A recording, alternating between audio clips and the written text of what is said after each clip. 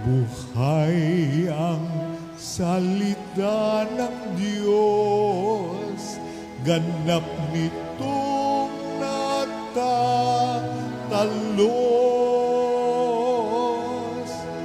Tanang ating niloloob.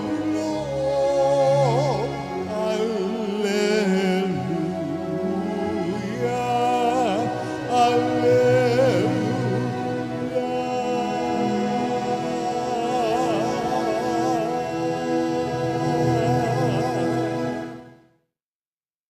Sumainyo ang Panginoon. At sumaiyo rin. Ang mabuting balita ng Panginoon ayon kay San Mateo. Papuri sa iyo, Panginoon.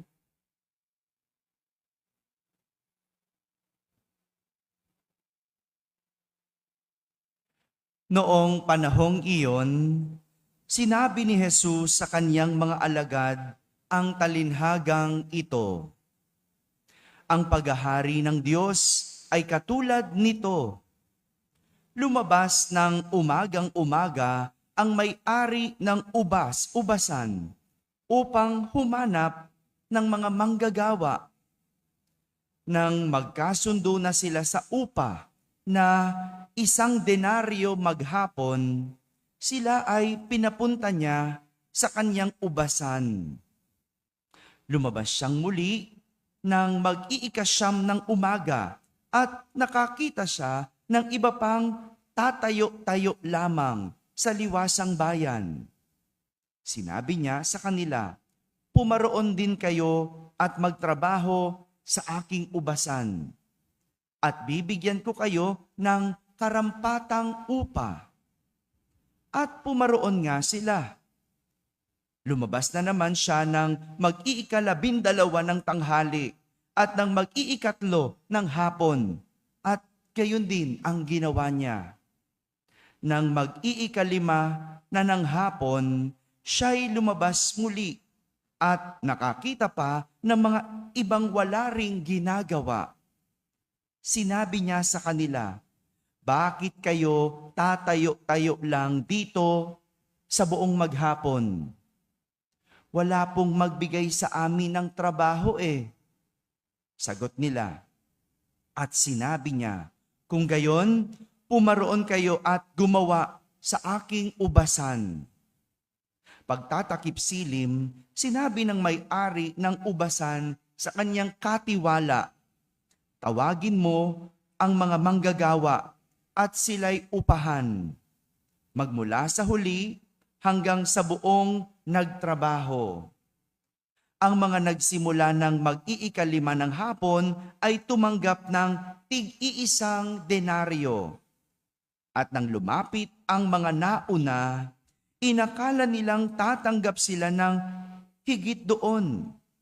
Ngunit ang bawat isa'y tumanggap din ng 1 denaryo. Pagkatanggap nito, nagreklamo sila sa may-ari ng ubasan. Sabi nila, "1 oras lang po gumawa ang mga huling dumating, samantalang maghapon kaming nagpagal at nagtiis ng nakapapasong init ng araw. Bakit naman po ninyo pinagpare-pareho ang upa sa amin?" At sinabi niya sa isa sa kanila, "Kaibigan, hindi kita dinadaya. Hindi ba't nagkasundo tayo sa 1 denaryo? Kunin mo ang ganang iyo at umalis ka na. Maaano kung ibig kong upahan ang nahuli ng katulad ng upa ko sa iyo? Wala ba akong karapatang gawin ang aking maibigan sa ari-arian ko? O naiinggit ka lang sa aking kabutihang loob? Kaya't ang nahuhuli ay mauuna, at ang nauuna ay mahuhuli." Mga kapatid, ang mabuting balita ng Panginoon. Pinupuri ka namin, Panginoong Jesucristo. Magsiupo ang lahat at makinig sa homilya. Isang magandang umaga po sa inyong lahat. Good morning, Father. Magandang umaga sa mga nasa barangay, sa mga nasa tahanan na nagsisimba via online at sa lahat ng nasa abroad. Kasama kayo sa aming banal na pagdiriwang dito sa ating parokya. God treats people justly and not only equally. Sabihin nyo nga po, justly. Equally. Magkaiba po yun. Tinatrato ng Diyos ang mga tao ng makatarungan, justly, at hindi lamang patas, equally. Ito ang aral na pwede nating matutunan sa talinhaga na ating narinig at ginamit ito ni Jesus para ihalintulad ang paghahari ng Diyos. Paghahari ng Diyos. Narinig natin sa kwento. Sinong bida? Hello? Sinong bida? Yung may-ari ng ubasan. Ito nagdalawang isip pa, no? Di ba? Yung may-ari ng ubasan na isang araw lumabas ng umagang-umaga. Ano kayang oras yon? Ano sa tingin nyo? Hello? Ano sa tingin nyo? 6? Hindi pwedeng 6 kasi tumawag na siya ng 6 eh. Pwede mga mas maaga pa doon. Pwede rin, sige na nga, 6. Kunyari, ganyan, yung ganitong oras. No? Maaga-aga pa naman to eh. Pwede naman, di ba? Tumawag siya ng manggagawa at nagkasundo sa upa. Magkanong upa? Yan, 1 denaryo. Pumayag ba ang mga inupahan? Pumayag. At makatapos, lumabas na naman siya ng mga mag-iikasyam ng umaga, 9 a.m. Ganon din ng 12 noon. 12 ng tanghali at 3:00 ng hapon. Ano nakita niya? Mga manggagawa. Inupahan niya. Magkanong upa? 1 denaryo. At nang lumabas siya ng mag-5 na ng hapon, napansin niya may mga ilan pang trabahador na walang ginagawa. Maghapon, walang ginagawa. Shout out po dyan sa mga walang ginagawa maghapon. No? Baka naman magbanat ng buto. No? Pero ang tanong ng may-ari, bakit kayo tatayo-tayo lang dito buong maghapon? Imagine mo, maghapon, walang ginawa.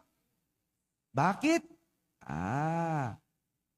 Siguro kasi walang kumukuha na trabahador. Yung mga tatayo-tayo sa likod dyan. Huwag naman kayo maingay. Dito na tayo ulit.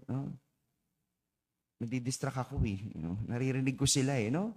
Yung mga tatayo-tayo, walang ginawang trabaho maghapon. Bakit? Kasi walang umupa sa kanila. Walang pumili sa kanila.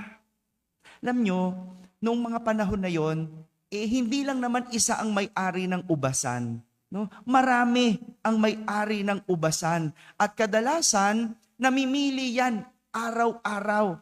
Kaya nga 'di ba? Bayaran araw-araw. Pagkatapos ng araw, sa kababayaran. Bukas uli. No? Wala pa nun regularization. No? Isang kahig, isang tuka, kumbaga. No? Magtrabaho ka ngayon, may bayad ka mamaya. Ganon. No? Pero, sadyang ganon, may pinipili ng maaga at may mga hindi napipili. Ano sa tingin nyo yung mga napili ng umaga? Anong klaseng trabahador? Masipag, maayos, siguro mga malalaki katawan, matitipuno. Ano pa? Hello? Mga magagaling, di ba? Siyempre, kung ikaw may-ari ng ubasan, pipili ka ba ng lelembot-lembot? Di ba hindi? Siyempre, mahirap ang trabaho sa ubasan. Pipili ka ba ng hindi magaling? Hello? Di ba hindi?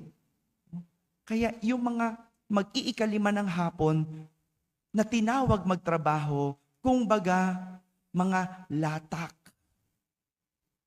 Masakit man pakinggan, parang latak. Siguro hindi magagaling. Siguro mahihina. Siguro ang papayat. No? Kaya nga ang sagot nila, walang magbigay sa amin ng trabaho eh. Ano sagot ng may-ari? Kung gayon, pumaron kayo. Gumawa kayo sa ubasan ko. Kung titignan natin ang senaryo, ipinapakita sa atin ni Jesus, gaya ng may-ari ng ubasan na tumatawag sa tao sa iba't ibang oras at panahon. Ipinapakita sa atin ng Diyos na tumatawag siya sa iba't ibang oras at panahon. Sabi mo nga sa katabi mo, may araw ka din. Ay, bakit parang iba yung ano, no? 'Di ba? O sige, sabi mo, may panahon ka din. Ba't parang hindi maganda pakinggan, ano? O sige na, sabi mo, may oras ka din. Ba't pag ganun? Parang hindi maganda pakinggan, ano? 'Di ba? Pero yan yung paalala sa atin. Ha? May araw ka din. Darating din ang oras sa'yo. Darating din ang panahon mo. Yan, mas maganda pakinggan pala yon, no? Darating din ang panahon mo. Yan ang pinapakita sa atin ng Diyos. At pag dumating ang oras mo, kapag dumating ang panahon mo, kapag dumating ang araw mo, ibibigay sa iyo ng Diyos kung ano ang makatarungan. Ibibigay sa iyo ng Diyos kung ano ang nararapat at sapat. Kung ikaw ay naging mabuti, anong ibibigay sa iyo? Mabuti din. Tatanggap ka din ng mabuti. Kaya huwag ka mapagod gumawa ng mabuti. May iba sa atin, no? Ang buti-buti, no? Nagdinegosyo, tapat, no? Pero biglang mapapagod maging mabuti. Kasi ano sasabihin? Tingnan mo yun, nandadaya. Oh, ang laki ng benta. Tingnan mo yung mga nanloloko. Oh, ang daming pera. Oh, ka mapagod. Ha? Ang paalala, may araw ka din. Ang ipaalala mo sa kanila, may araw ka din. Ha? O, di ba? Para sa lahat yan eh. Oh, kaya kung ikaw ay naging masipag o nagsisipag, tatanggap ka ng nararapat. Ha? Tandaan mo yan. Paalala mo lang, may araw ka din. Ha? Eh kung ikaw ay tatamad-tamad, ano tatanggapin mo? Oh, imposible yung mag-intay ka pa ng tatanggapin. Ano? Hihiga-higa ka na lang dyan maghapon, nag-iisip ka pa ng may tatanggapin. No? May araw ka din. Ha? Yung pahiga-higa na lang na yan. Oh, may araw ka din. Isang araw, hihiga ka na lang buong buhay. Oh? Mahirap yung ganon. Oh? Kayo mga nanloloko dyan, no? Marami nanloloko. May kilala ako, no? Matanda na siya. Mapagtiwala, mapagmahal, no? Nasa abroad siya ngayon. Hello po, Nanay Merly. Oh? Niiyak, niloko. Nung pinagkatiwalaan niya, sabi mo, Nanay Merly, may araw ka din. Ha? Sa nanloko sa'yo, may panahon ka din. Ha? Naawa ko doon sa matanda. No? Niloko. Milyon-milyon. No?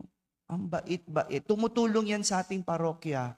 No? Tumutulong yan sa parokya. Nanay Merly, sabihin mo, may araw ka din. No?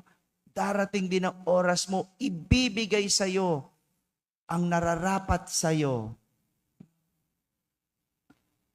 Ngunit, gaya ng sinasabi ng talinhaga, ang lahat muna dapat magtrabaho. Makukuha ang nararapat, makukuha ang sapat at tapat kung magtatrabaho. Sabihin nyo nga po, magtrabaho. Pero ipinapakita din ng talinhaga ang realidad na sadyang may mga reklamador. Sabihin nyo nga, reklamador. Maganda ang naging sagot ng may-ari ng ubasan sa nagreklamo. Anong sagot? Kaibigan, hindi kita dinadaya. Kunin mo ang ganang iyo at umalis ka na.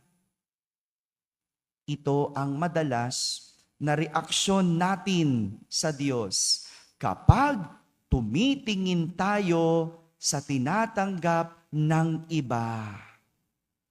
Pakiramdam natin, dinadaya tayo ng Diyos. Pakiramdam natin, hindi patas ang Diyos. Pakiramdam natin, lugi tayo. Pero ang totoo, hindi tayo dinadaya ng Diyos. Tandaan mo yan. Sabihin mo, hindi ka dinadaya ng Diyos. Ibinibigay ng Diyos kung ano ang nararapat. At ang lahat ay makakatanggap ng sapat. Tandaan mo yan. Huwag ka tumingin sa iba. No? Yung mga kumukubra ng maraming pera, nako! Hindi mo alam, galing sa nakaw, galing sa panloloko at pandaraya yan. Huwag ka mainggit. O tingnan mo, ngayon, lumalabas na yung araw nila. Dumadating na yung oras nila. O, yung mga gumawa ng mga flood control na contractor, o yan, sige. O, 'di ba? Nagsisilabasan. O ngayon, nagtataguan na, no? Yung mga nakinabang diyan, 'di ba? Sino mag-aakala na isang araw lalabas ang ganitong balita? Alam niyo ba 'yon? Tingnan niyo, kaya sa mga oras na 'to, nako, hindi niyo alam, no? Marami mga nandadayang tao. Huwag niyo silang kainggitan. Sabihin niyo, may araw ka din. At kung ikaw nagtatrabaho ng tapat, binibigay mong lahat, sabihin mo, may araw ka din. Bibigay ng Diyos sa tamang panahon, tamang oras at araw. Kaya walang dahilan para magreklamo. Ang tinuturo sa'yo, marunong makontento at tingnan kung ano ang tinatanggap mo. Mga kapatid, anuman ang iyong tinanggap, kailanman hindi magiging parehas sa iba. Hindi yan magiging parehas sa iba. Pero ang sigurado, nararapat yan sa iyo. Sapat yan sa iyo. Dahil ang Diyos, tinatrato ang tao ng makatarungan at hindi lang patas. Amen? Amen.